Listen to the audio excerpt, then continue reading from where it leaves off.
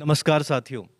सागर शहर को स्मार्ट बनाने के लिए प्रत्येक नागरिक आज कार्यरत है और कहीं न कहीं प्रशासन भी कार्यरत है और माननीय विधायक जी भी कार्यरत है। उसके बावजूद आज सागर शहर जो कहा जाए तो एक मूल रूप से स्मार्ट सिटी नहीं बन पा रहा है। कुछ मुख्य कारण निकल कर आते हैं जिनमें से एक बड़ा कारण डेयरी विस्थापन और दूसरा अगर हम बात करें तो ट्रैफिक व्यवस्था। इन्हीं सब बातों को लेकर हमारे बीच है माननीय विधायक जी। सर बहुत-बहुत स्वागत है आपका। और सर मैं चाहूँगा जी सर, मैं चाहूँगा कि क्या मुख्य कारण है और क्यों इन पे इम्प्लीमेंट नहीं हो रहा है? आदेश भी आ चुके हैं, सरकारी आदेश हैं, कलेक्टर महोदय का आदेश है, उसके बाद भी डेयरी विस्थापन पर आज भी हम देख रहे हैं शहर में आवारा मवेशी घूम रहे हैं। ये दो विषय हैं जो आपने जिन पे ध्यान आकर्षित किया है। एक डेयरी विस्थापन और एक आवारा पशुओं का खुलेआम विचरण। तो आवारा पशुओं के संबंध में माननीय कलेक्टर महोदय ने एक आदेश निकाला है पब्लिक न्यूसेंस निषेधाज्ञा के अंतर्गत। उसके तहत इस तरह के जो आवारा पशु हैं उनकी इस तरह के विचरण करने पर रोक लगाई गई है। लेकिन जैसा कि आप जानते हैं कि ये चूँकि अभी चुनावी कार्यकाल था और नगर निगम की अपनी थोड़ी व्यस्तताएं रही हैं। हालांकि मैंने आयुक्त नगर निगम से इस संबंध में 2-3 बार बात की और प्रभावी ढंग से उस पर अभी अमल नहीं हो पाया है। मैं आपके माध्यम से सागर की जनता को विश्वास दिलाता हूं कि बहुत शीघ्रता से इस पर अमल शुरू कराएंगे और ये आवारा पशु जो घूम रहे हैं उनका विधिवत उनकी कुछ व्यवस्था की जाएगी। दूसरा विषय है डेयरी विस्थापन का। तो डेयरी विस्थापन को हम लोगों ने स्मार्ट सिटी प्रोजेक्ट में ले लिया है। स्मार्ट सिटी प्रोजेक्ट में डीपीआर बन रही है और डीपीआर जैसी बनती है और उसको स्मार्ट सिटी की जो हमारी एडवाइजरी फोरम है उसमें रख के और बोर्ड ऑफ डायरेक्टर से उसको पास करा के उसकी स्पेशल अनुमति लेनी पड़ेगी। क्योंकि वो जहाँ पे हम डेयरी विस्थापन करना चाह रहे हैं वो हमारे एबीडी एरिया और जो हमारा प्लान एरिया है उस प्लान एरिया के बाहर है। तो प्लान एरिया के बाहर अगर हमें कोई डेवलपमेंट करना है तो उसके लिए हमें विशेष अनुमति लेनी पड़ेगी। तो संभवतः विशेष अनुमति मिल जाएगी। दो विषय हैं जिनके लिए हमने विशेष अनुमति का आग्रह किया है। एक हमारा डेयरी विस्थापन है जो शहर के बाहर रतौना ग्राम है वहाँ करना चाह रहे हैं। दूसरा है हमारा ट्रांसपोर्ट नगर। ट्रांसपोर्ट नगर भी आज की हमारी वर्षों पुरानी आवश्यकता है। अब तो उसकी आवश्यकता बहुत ज़्यादा महसूस हो रही है। ट्रांसपोर्ट नगर के अभाव में यातायात व्यवस्था ठीक नहीं हो पा रही है। तो ट्रांसपोर्ट नगर का भी डीपीआर तैयार हो रहा है और उसकी भी स्पेशल अनुमति लेके हम उसका निर्माण कार्य करेंगे। तो ये दो प्रोजेक्ट जो हैं सागर की दृष्टि से बहुत पुराने भी हैं मुद्दे ये और बहुत आवश्यक हैं। तो इन मुद्दों पे हम बहुत तेज़ी से काम कर रहे हैं और स्मार्ट सिटी प्रोजेक्ट में दोनों को लेके, चूँकि स्मार्ट सिटी प्रोजेक्ट में पैसे की समस्या नहीं है, बाकी अन्य किसी भी प्रोजेक्ट अन्य किसी भी स्कीम में हम उसको लेंगे तो अभी जैसे आप जानते हैं कि आर्थिक स्थिति जो है सरकारों की ठीक नहीं है। तो हम स्मार्ट सिटी प्रोजेक्ट इसको कर लेंगे। मुझे आशा ही नहीं पूरा विश्वास है कि आगामी समय में इन दोनों प्रोजेक्ट पे बहुत सीरियसली काम हो जाएगा।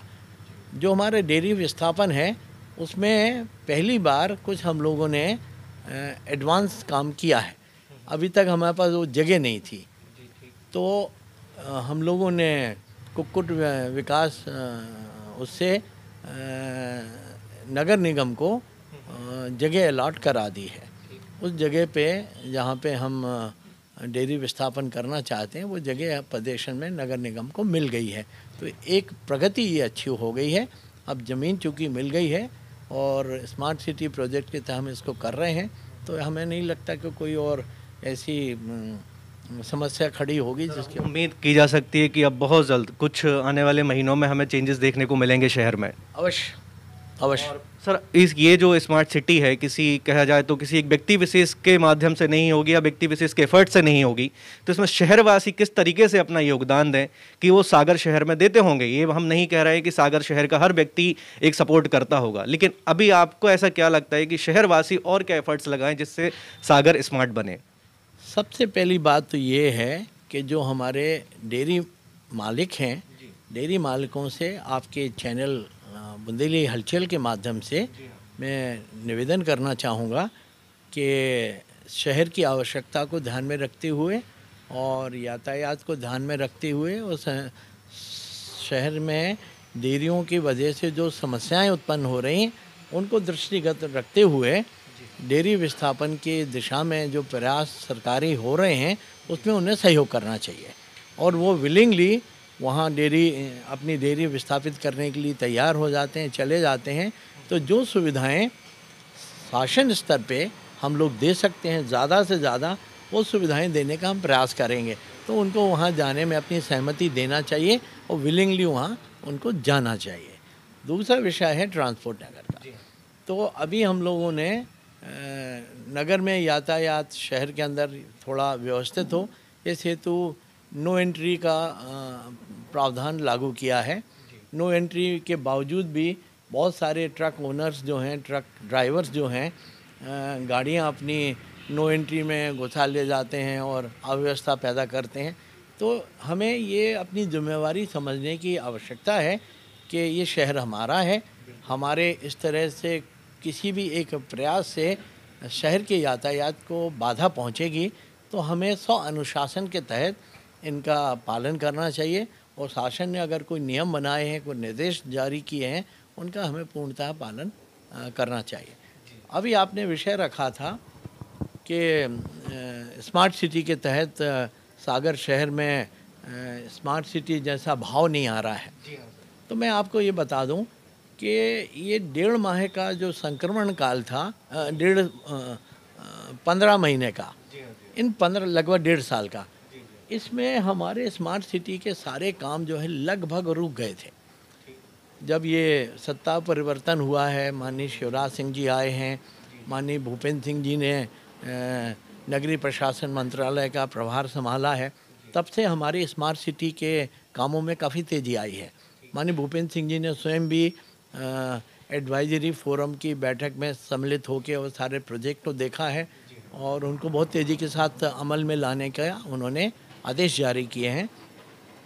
तो हमारा जो लेक फ्रंट लेक का जो काम है, फ्रंट डेवलपमेंट का और डीसिल्टिंग का, उसका काम शुरू हो गया है। पानी को हमने डी वाटरिंग कर दी है और सबसे पहले फेज़ में हम जो हमारे नाले हैं उन नालों की टेपिंग कर रहे हैं। एक बार वो नालों का गंदा पानी मिलना तालाब में बंद हो जाएगा पानी में, तो तालाब का पानी का शुद्धिकरण की शुरुआत हो जाएगी। और डीसिल्टिंग का काम जो है दीपावली के बाद हम शुरू कराएंगे। लेक फ्रंट का जो भी डेवलपमेंट है वो उसके साथ साथ हम शुरू करा दें। तालाब को लेकर पहले भी काफ़ी सारे काम किए गए हैं, लेकिन कहीं ना कहीं थोड़ी सी निराशा होती है कि जब हम आज देख रहे हैं, जब पानी निकाल दिया गया है तो इस यथास्थिति हमें दिखाई दे रही है। तो इसके पीछे कौन सी कमी रह जाती है कि जिससे वो एक बार प्रॉपर काम नहीं हो पा रहा है?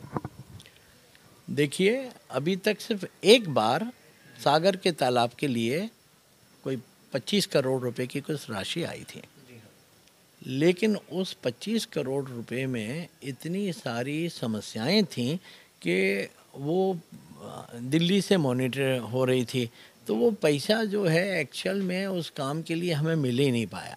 और सागर के तालाब को जितनी बड़ी राशि की आवश्यकता थी उतनी बड़ी राशि के अभाव में वो काम हो नहीं सकता था।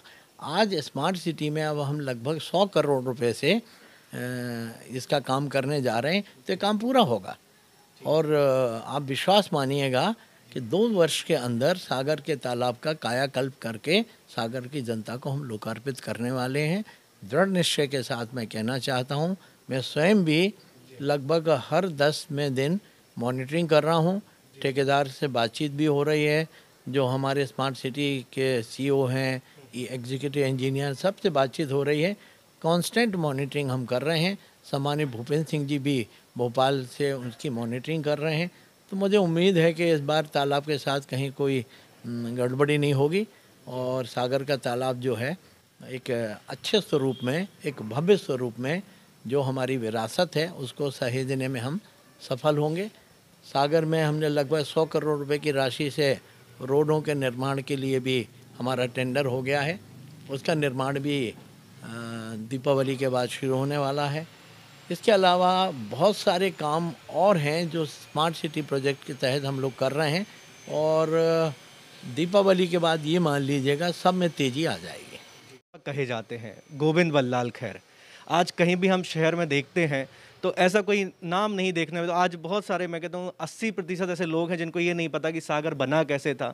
तो कहीं ना कहीं ऐसे कुछ सूचना पटल या कुछ माध्यम ऐसे किए जाएं कि सागर के संस्थापक को भी लोग जानें और किस तरीके से सागर बना, कैसे तालाब बना, फिर उसके बाद परकोटा बना। तो ऐसे इसके लिए कुछ काम किया जाए और स्मार्ट सिटी के माध्यम से किया जाएगा तो और बेहतर, जैसा आप बता रहे हैं, तो और अच्छे से हो पाएगा।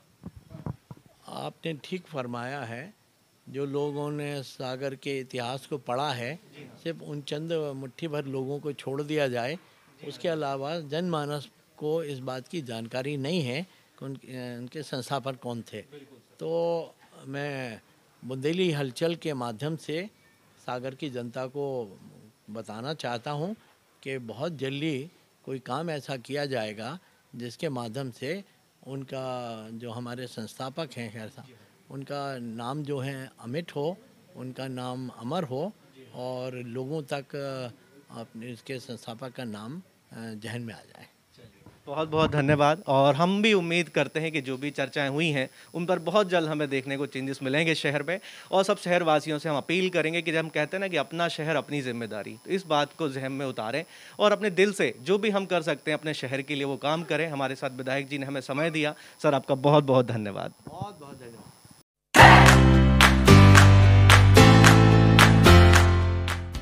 अब महानगरों की तर्ज पर सागर शहर में ऑनलाइन टैक्सी संचालित हो रही है, जिसमें आपको मिलेगी कहीं भी आने जाने के लिए गाड़ियां सिर्फ एक तरफा किराए में, साथ ही जीपीएस ट्रैकिंग लाइव अपडेट के साथ। तो आज ही प्ले स्टोर से एमपी कैब की एप्लीकेशन डाउनलोड करें।